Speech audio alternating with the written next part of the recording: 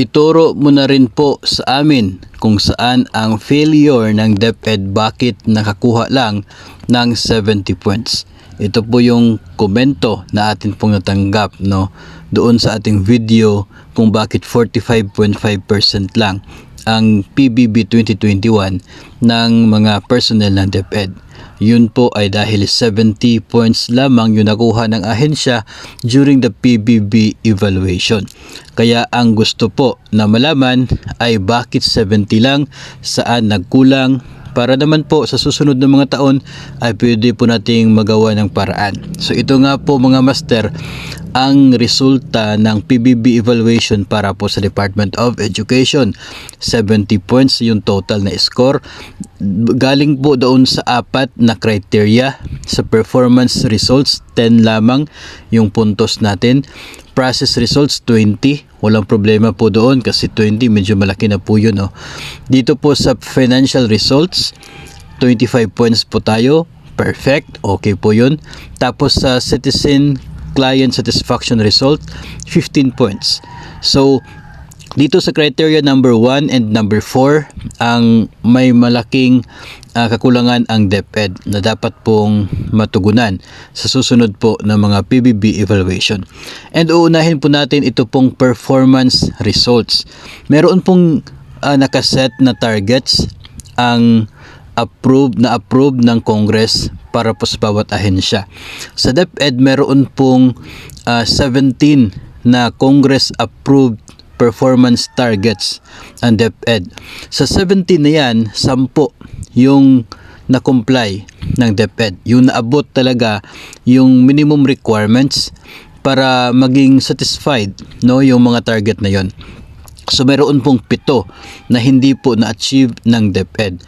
At ang 7 na yun mga master, babanggitin po natin, no, dito sa episode na ito. Ang mga 7 po na ito, ang 7 na targets na hindi po na-achieve ay dahil daw po sa uncontrollable factors.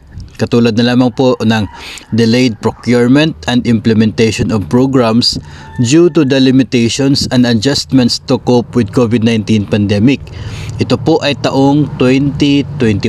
Sa kasagsagan din po ito ng COVID-19. So malakas pa rin po yung COVID noong January to December 2021 at yun po ang naging isang rason kung bakit hindi na-achieve ng DepEd ang 7 sa mga Congress-approved targets. At isa nga dyan mga master sa 7 yan, ito pong number of education researches completed. So kinulang yung mga research na nagawa ng DepEd, no, na kompleto, kulang, hindi naabot yung target na ni-require ng Congress. Pangalawa, sa may kakulangan mga master under the performance results noong 2021, percentage of public schools meeting the standard ratio for classrooms. Ito po ay for grades 1 to 10. So yung ratio ng mga classrooms sa isa pong paaralan, no, hindi po na-achieve yung target na percentage ng mga schools, no. So parang marami pang mga paaralan sa bansa na kulang yung kanila pong ratio sa school to classroom. So pumapasok dito yung problema sa kakulangan ng classrooms. Then number 3, new classrooms constructed. So dahil nga po sa nangyari po during the COVID-19 pandemic, limited yung mga transactions, yung mga transportation, ganun. Kaya siguro nagkaroon ng kakulangan sa target ng bilang na mga bagong classrooms na dapat sana ay natapos noong taong 2021. Another target na hindi na-achieve ng DepEd mga master, ito pong completion rate sa elementary. So ito ay tumutukoy sa mga estudyante, no, na nagkapag-complete sa kanila pong isang grado, no. Alam po ninyo ito as teachers, itong completion rate, no, hindi po sapat yung total na completion rate for elementary compared doon po sa target. And number 5 naman ay completion rate din para sa secondary grades 7 to 12. So pareho pala, elementary at secondary, kinulang yung completion rate ng mga bata, mga estudyante noong taong 2021. Tapos number 6, number of grantees sa education service contracting. Actually, wala pa akong ideya tungkol po dito. Itong education service contracting, ano po talaga yung actual na pangyayari po diyan. So, ang target po dito sinasabi, yung number of grantees, yung beneficiaries diyan ay kulang. Hindi po sapat doon po sa target. And of course, yung grantees din sa Senior High School Voucher Program. Ito po ay isang programa ng gobyerno na pwede pong mag-aral sa mga private schools for the senior high school. Yung mga senior high school students, upcoming senior high school students. Tapos yung voucher program na yan, gobyerno po yung magbabayad sa tuition nila doon. So kulang yung naging grantees ng DepEd dito sa senior high school voucher program, kaya kasali yon sa hindi na-achieve ng ahensya. Ito po yung 7 na mga targets approved by the Congress na hindi na-meet ng DepEd.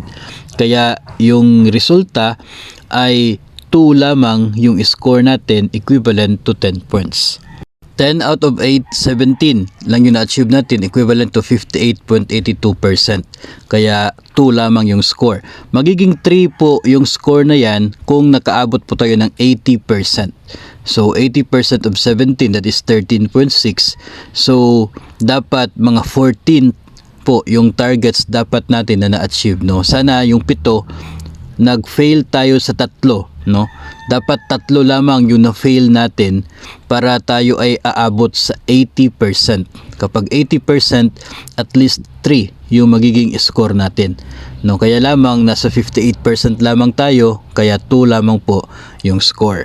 So sana po malinaw na kung bakit yun lamang yung score natin sa performance results. Ngayon mga master, dito naman po tayo sa isa pang criteria na mababa din ang score ng DepEd. Client satisfaction results. Mataas po yung rating ng DepEd. 4.59 satisfaction rating out of 5 po yan. Mataas na po yun. 4.59 out of 5. So mataas na po yung rating ng DepEd. Kaya lamang doon tayo nagka-problema sa mga unresolved na concerns, complaints. Ayon po dito, mayroong 1,436 na complaints na tanggap ang 8888. At sa 1,436 na yon, 642 lamang yung nagkaroon ng resolution sa part po ng DepEd.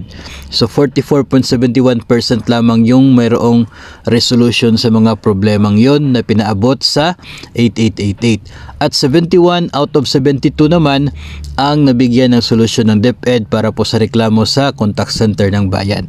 Dahil po dyan ay nasa 3 lamang yung score ng DepEd. Kasi po hindi po natin natugunan yung mga reklamong yon. Hindi po natin alam din kung kailan natanggap ang mga reklamong yan. Baka katapusan na ng taon, kaya hindi sila na-aksyonan. Pwede kasing ganun. And yun po ang isa sa mga factors kung bakit 3 lamang yung score, 15 lamang yung puntos niya.